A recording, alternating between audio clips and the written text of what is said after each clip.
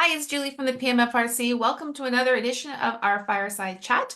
I am here with a couple of my colleagues today. Annie Baudouin is the Community Engagement Specialist here at the PMFRC. I'm sorry I stumbled over that. The title has been a little bit different. I'm also here with Krista McKenzie, who is one of our new navigators and joining the PMFRC team. Welcome. Krista, this is your first time on a Fireside Chat. Yes, it And is. as always, I have Derek DeRuiter here, Executive Director and co-host of the Fireside Chat feature. Um, Before we go through, I just want to sort of talk about the fact this is an event that we have coming up, and we're going to talk about other things that we have going on. And oftentimes when I'm watching these things, I get a little distracted and think, what was he talking about? How do I find that link? All of those things are going to be posted in the comments below. I'm also going to put Krista's email below. So if you've got questions about the event happening afterwards, please feel free to circle back to her. But before we talk about our upcoming Strength Beside the Uniform event, Derek, can you talk about maybe some of the other things that are happening at the PMFRC? It's March. It is a busy time for a lot of families. So if you don't mind going through that, that'd be awesome. Yeah, for sure. Thanks, Julie. I'll run through a few upcoming events we have, so everybody knows. And like you said, all the info will be attached. So if you miss anything, you know where to find it. First one I'll mention is our veteran family program is running a drum making workshop. So this is for veterans. They're running 4 full day sessions to choose from. So we've got March 16th, 17th, 23rd, and 24th. Gives veterans an opportunity to create their own hand drum, create social connections through music, as well as learning the techniques of the drum. So that's an interesting one. We're also, if you're looking for something fun to do with your children during March break, we are running a treasure hunt at the museum. So if you want, you can join us at the Garrison Petawawa Military Museums. We're running that on March 13th from, I believe, 9 a.m. to noon. So kids will have the opportunity to enjoy some activities. They'll do a treasure hunt at the museum, and parents can also learn more about some deployment supports we have available for families while they're there. So we've got that one. We are also running a Bridging Our Gaps couples workshop. So it's a session that will focus on ways to maintain and build healthy communications during deployments and reintegration from those deployments. We're looking to host that on the 14th from 1 to 4 p.m. And we're hoping it will be a fun and informative workshop for couples. If your partner is currently away, and you're welcome to attend, and you can bring a friend if you'd like as well. And then the last one I'll mention is we're running our emotional toolkit. So we're running that on March 26th, 27th, and 28th. The workshops are for children, and we'll focus on coping techniques for children, with equipping them with tools to help with self-regulation. So we're looking at the 3 sessions. We're breaking them down by age groups to make them a little bit more inclusive. So we're running a 5 to 7-year-old one, an 8 to 12, and a 13 to 17. That's all I've got, Julie. I'll put it back over. Thanks, Derek. So we are here to talk about Strength Beside the Uniform, and this is an event that we have done in the past as a way to recognize families who have really, gone through a lot and, done a lot and really worked hard to support their family member who might have been deployed or have gone through a work-related separation. And this is a kids edition. So Krista, can you talk to us a little bit about what the event is? Who are we trying to recognize? And what is it we want to do? So the event is a recognition event just to honor and acknowledge all the children who have gone through a deployment with a member of their family this year.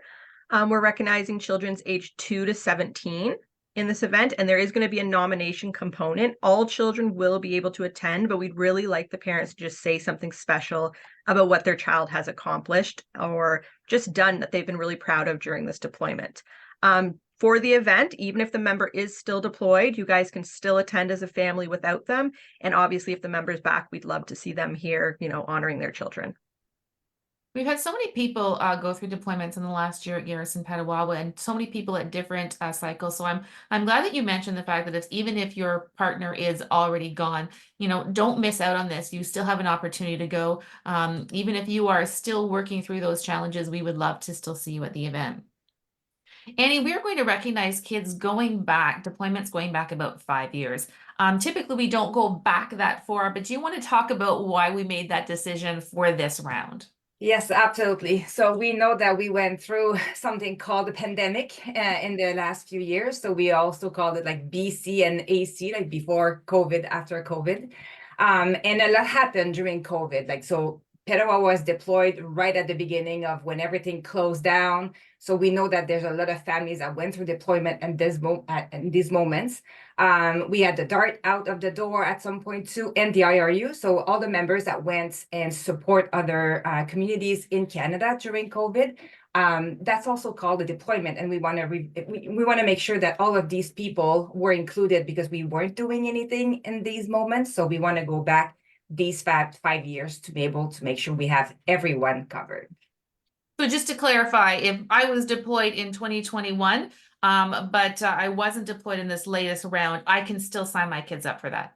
Definitely. And we would love to have your children because a deployment is a deployment. It's hard. And that's why the age group is so vast, because we know they go through that, a lot in their lifetime too. So we want to make sure we cover everyone. And if you're not sure, just call us. And then we, based like one-on-one, we can decide if it's like an event appropriate for your family. Krista, we are throwing that word deployment around quite a bit.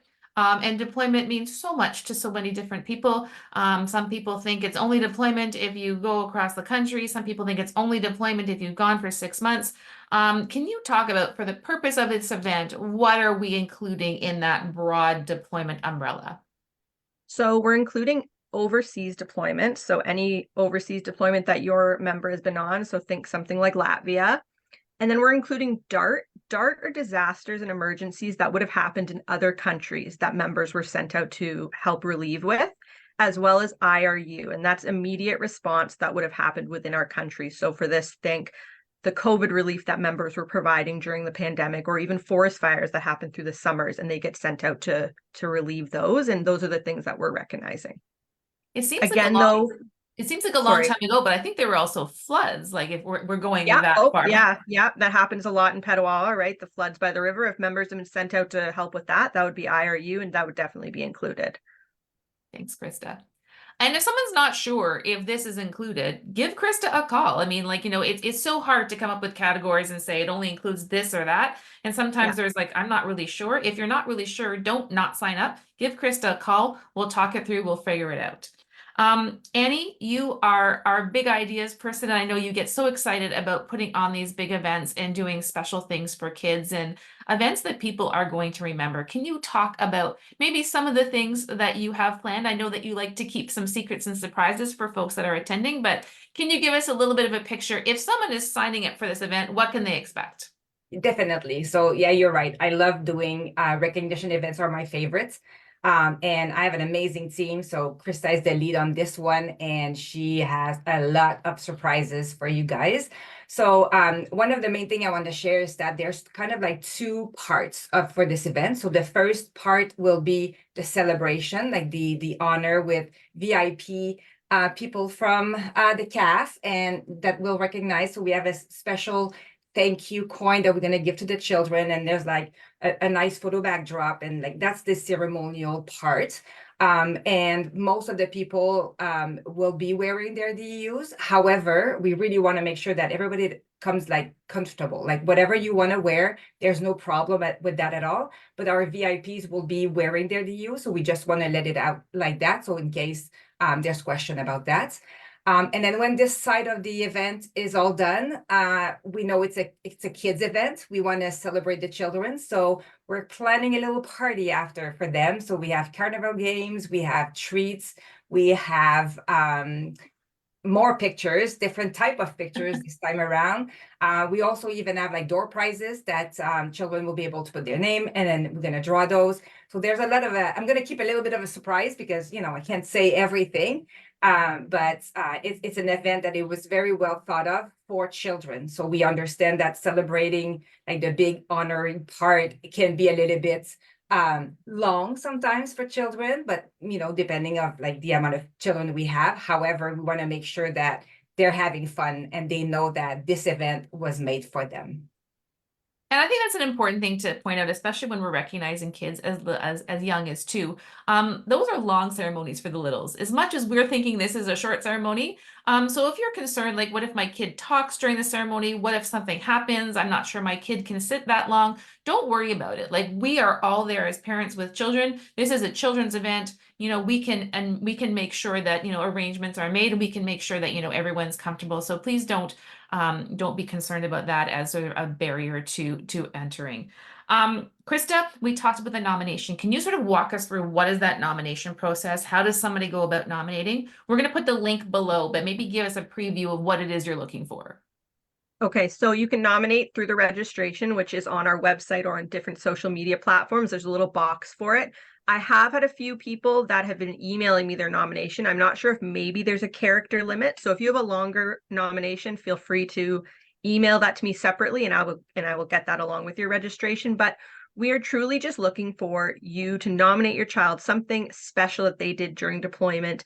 Even the fact that they just got through it. You know, a lot of people have been sending me ones. Their little one learned to walk. Older children were helping out with younger siblings, doing a lot of chores, walk to school by themselves, just anything they've done. We just want to hear those kind words that you have to say about your children. Because every deployment is different, right? And every, the circumstances are changed. Deployments during COVID look a whole lot different than deployments now. So, you can be as specific as you want. This is a great way to remember things that you've accomplished and things that you've been through. Derek, we're talking about this event specifically. You mentioned earlier that we have the deployment treasure hunt happening at the museum, and people can find out about deployment services. What are the other things that the PMFRC offers for families who are experiencing a deployment? Yeah, for sure. Like a few things and a few programs we do offer is we do our KDSG program that happens at the school. So we get into all the local, a good number of the local schools and provide that service, which is meeting the children where they're at, which is nice. So they don't have to come in and see us. We can do that somewhere they're comfortable, right? We have navigational support. So we have our navigators like Krista who are there to help families, as well as provide them with tools and resources while there's a deployment on, so they can help them get through any way they can and help them navigate that path. And then we also offer mental health support. So if there's families in need that need that type of service, we've got that. We have that here, and we can set up appointments. So that's a few of the things we offer. But like you said, there's always more, and you can always check our website for all of that information. And I'm going to put some specific links down there so we can get directly to the mental health page, directly to that KDSG page, just to make it a little easier rather than trying to sort of figure out where to find things on the website. Before we go, is there anything else that you want to mention about this event? Annie, what would you like to say? So while we were talking about making sure everyone feels included and they can come, it doesn't matter if the kids are crying or whatever, we're gonna have a sensory room set up on the side. It's a separate room. So if you think that your children needs a moment to recuperate or regulate or anything like that, it's too much, we have a space, a special space for them to go to. And then, they can just come back, play with what's over there. Like, it's really nice. It's a nice sensory room that we have, and we always set up.